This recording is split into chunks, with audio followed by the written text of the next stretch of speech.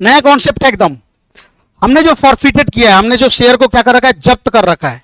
यानी कि जो लोगों ने शेयर पे पैसे नहीं दिए उनके शेयर को हमने क्या कर लिया, अपने पास जब्त कर लिया है। तो उन शेयर को अब हम क्या कर रहे हैं, अपने पास रखने का तो कोई फायदा नहीं है।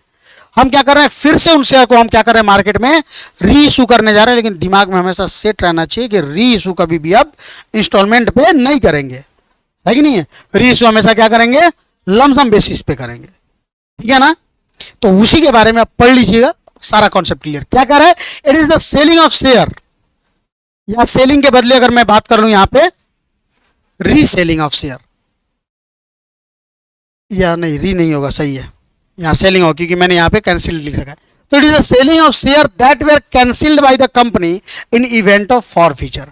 फॉरफीचर के कारण जिन शेयर को हमने क्या कर रखा है, कैंसिल कर रखा है, अपने पास जब्त कर रखा है, उन शेयर को अब हम क्या करने जा रहे हैं, फिर से एक बार सेल करने जा रहे हैं लोगों को कि भाई आओ, मैं हमारा ये शेयर ले जाओ और इसके बदले हमें कैपिटल आप दे जाओ। फिर वही कह रहा है कि फॉरफिटेड शेयर कैन री इशूड बाय कंपनी, इंपॉर्टेंट चीज, एट पार, एट प्रीमियम और एट डिस्काउंट। ध्यान रहेगा, इशू कभी डिस्काउंट पे नहीं होता, बट री इशू डिस्काउंट पे हो सकता है। हो सकता नहीं, होता है, ठीक है ना। तो री इशू और इशू ये दोनों अलग अलग कॉन्सेप्ट होगा, ये ध्यान रखिएगा। Number third, if issued at discount the amount of discount should not be more than amount forfeited on that share. अब आगे इसका दूसरी लाइन में भी मैं बताऊंगा। यानी कि यदि किसी शेयर को, कौन से शेयर, जिसको हमने ऑलरेडी नॉन पेमेंट के कारण क्या कर रखा है, फॉरफिट कर रखा है, तो मानिए वो शेयर कितने का है, 100 रुपए का है। क्या है भाई, परेशान कर रहे हो तुम भी। मानिए कितने का शेयर है, 100 रुपए का शेयर है, और 100 रुपए के शेयर पे ऑलरेडी हमें कितना रुपया मिल चुका है, 30 रुपया लेट सपोज हमें मिल चुका है, और अगला पैसा हमने मांगा था तो उसने नहीं दिया तो फॉरफिट कर रखा है। तो इस 100 रुपए के शेयर को यदि मैं फिर से सेल करने जा रहा हूं, तो वही कह रहा है, इफ इशूड एट डिस्काउंट, अगर मैं इसको डिस्काउंट में भी इशू करूंगा तो डिस्काउंट ज्यादा ज्यादा कितना दे सकते हैं, the amount of discount should not be more than amount forfeited on that share. यानी कि उस पर जो हम डिस्काउंट देंगे वो 30 रुपए से ज्यादा नहीं होना चाहिए। यानी कि हम इस शेयर को रीसेल भी करेंगे तो मैक्सिमम जितना भी जाए वो कर सकते हैं, लेकिन मिनिमम जो हमारा इशू प्राइस होगा, री इशू प्राइस, वो कितना होना चाहिए, 70 होना चाहिए। री इशू प्राइस कितना होना चाहिए, 70 होना चाहिए, और मैक्सिमम डिस्काउंट यानी कि कितना होना चाहिए, 30 से ज्यादा आप डिस्काउंट नहीं दे सकते। ओके, आया समझ में। फिर आगे क्या कर रहा है, the maximum permissible discount that can be allowed and reissue of forfeited share is the amount forfeited that is the amount credited to the forfeited share. उसी लाइन को हमने यहाँ पे दे रखा है। यानी कि आपके फॉरफिटेड अकाउंट में जितने रुपए पड़े हुए हैं उससे ज्यादा आप डिस्काउंट नहीं दे सकते हैं, इन सिंपल टर्म्स। अब उसी को आप दूसरे लाइन में जो कि मैंने अभी बताया था आप कह सकते हो, इन simple terms the reissue price, मैंने बोला ना अभी कि मिनिमम री इशू प्राइस आपको कितना होना चाहिए, 70 होना चाहिए। यानी कि 100 यानी face value minus amount forfeited on that share. तो वही कह रहा है कि in simple terms the reissue price can not be less than the amount unpaid on the forfeited share. Okay, same चीज जो मैंने अभी आपको बताया वही हमने लिख रखा है। अब क्या होगा, मैंने अलग अलग टाइप से जितने भी जर्नल एंट्री हो सकते हैं सबको मैंने दे रखा है। री इशू जब हम फॉरफिटेड शेयर का करते हैं, तो अगर री इशू को हम एट पार पे कर रहे हैं, फिर से कितने का शेयर है, ये बड़ी तंग कर रहा है भाई आज, इसका भी मन वही है क्या, हाँ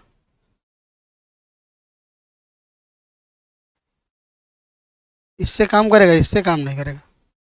चलिए कोई बात नहीं, हम ऐसे ही बताएंगे, इसके थ्रू बताएंगे। क्या कर रहे हैं यहाँ पे, व्हेन री इशू इज एट पार, मानिए 100 का शेयर अगर हम 100 में री इशू कर रहे हैं तो उस केस में एंट्री क्या होगा, तो पहली बात, अब चूंकि एक बार में पेमेंट कर रहे हैं, एप्लीकेशन वगैरह का झंझट नहीं है, सीधी बात है भाई, पैसा दो शेयर लो, तो क्या होगा, बैंक अकाउंट डेबिट, जितना पैसा आएगा कितना आएगा, 100 के शेयर को यदि 100 में कर रहे हैं तो 100 रुपया bank account debit to share capital account, वही amount received on reissue. ठीक है, लेकिन कह रहा है कि व्हेन री इशू इज एट प्रीमियम, तो देखो प्रीमियम यहाँ पे ऐसा नहीं होगा कि सर 100 के शेयर को हमने सर 30 रुपया तो ऑलरेडी पहले मिल चुका है, तो अब यदि 80 रुपये में हो रहा है तो सर 10 रुपया प्रीमियम होगा, नहीं। प्रीमियम के केस में हमेशा फेस वैल्यू से अबव का कॉन्सेप्ट है ये। तो यदि 100 के शेयर को हम 110 पे कर रहे हैं तो यहाँ 10 रुपया प्रीमियम है ना, तो बैंक अकाउंट डेबिट कितना होगा 110, शेयर कैपिटल कितना होगा 100 टू सिक्योरिटी प्रीमियम।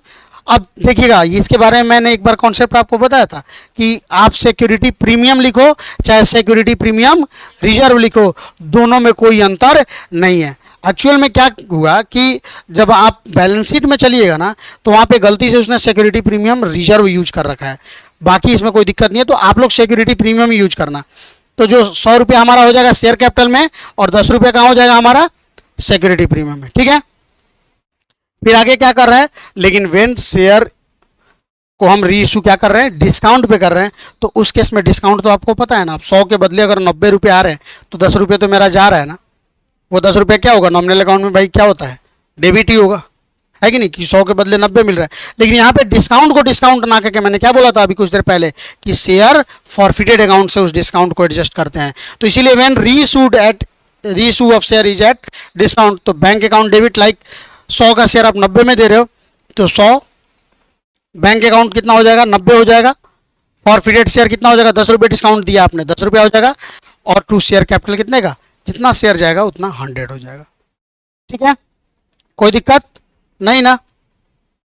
लेकिन दिक्कत क्या होता है री इशू करने के बाद लास्ट में क्या किया जाता है, ये शेयर कैपिटल का आपका सबसे लास्ट कॉन्सेप्ट, इसके बाद शेयर कैपिटल का कोई कॉन्सेप्ट नहीं है कि री इशू के बाद आपके शेयर फॉरफिटेड अकाउंट को कहां भेजा जाता है, का जो बैलेंस होता है उसको कैपिटल रिजर्व भेजा जाता है।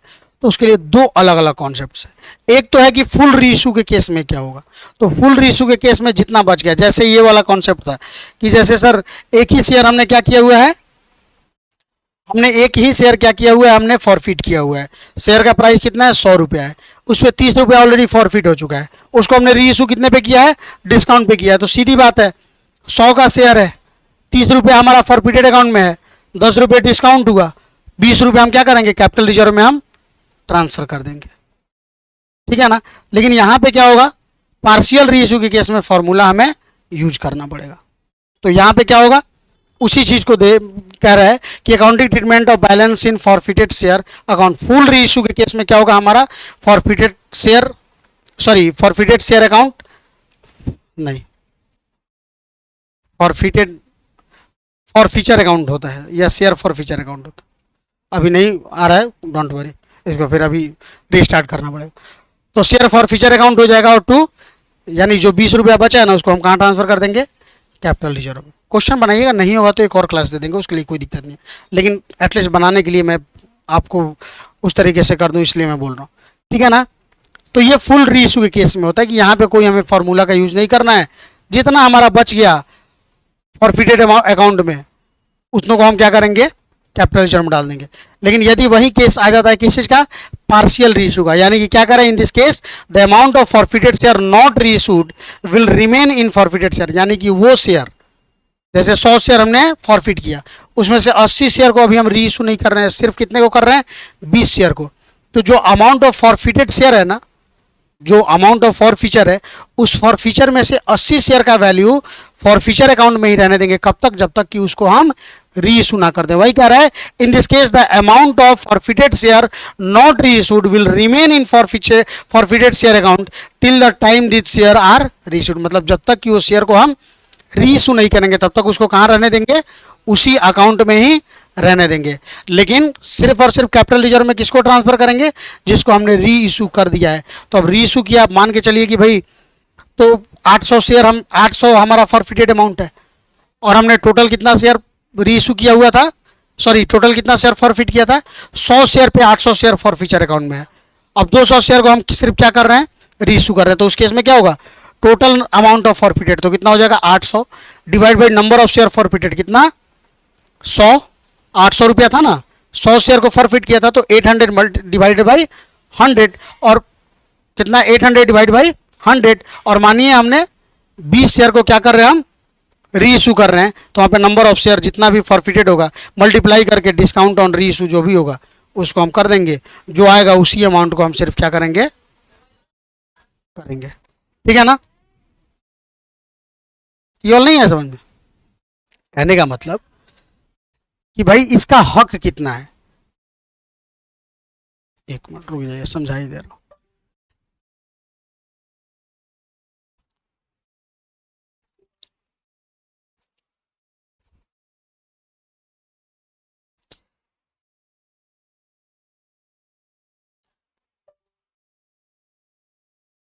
इतना सिस्टम भी इतना हिट कर रहा है, क्या करे बेचारा। देखिए यहाँ पे मेरे कहने का मतलब, एग्जाम्पल समझिए, हमने क्या बोला है आपको कि टोटल 100 शेयर को हमने क्या कर लिया है,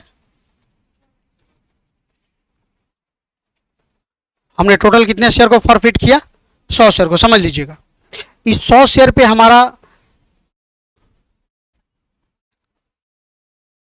अमाउंट ऑफ फॉरफीचर कितना है, ₹800। अब हम क्या कर रहे हैं, री इशू का टाइम आया, हमने बोला 80 शेयर को रहने देते ऐसे ही, और इस 100 शेयर में से हम क्या कर रहे हैं, सिर्फ 20 शेयर को हम क्या कर रहे हैं, री इशू कर रहे हैं। सिर्फ 20 शेयर को हम क्या कर रहे हैं, री इशू कर रहे हैं। तो इस 20 शेयर का हिस्सा निकालना पड़ेगा ना इस 800 में। तो इसीलिए यहां पे कहा गया है क्या, कि टोटल अमाउंट ऑफ फॉरफिटेड यानी कितना, 800। टोटल अमाउंट फॉरफिट कितना किया गया है, 800। लेकिन कितने शेयर पे फॉरफिट किया गया, ये पूरे 100 शेयर पे, तो उससे डिवाइड दे दीजिए और मल्टीप्लाई कितने शेयर को आप री इशू करने जा रहे हो, सिर्फ 20। तो नंबर ऑफ शेयर यहां पे क्या है, फॉरफिटेड लिख दिया है क्या हमने,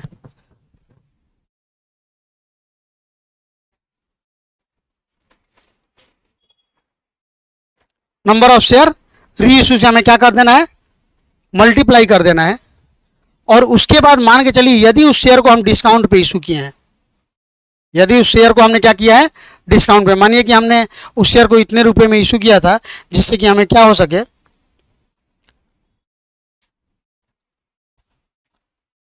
री इशू ऑन डिस्काउंट ₹50। मानिए हमने उस 20 शेयर को हम री इशू कर रहे हैं कितने डिस्काउंट पे, 50 रुपए के डिस्काउंट पे।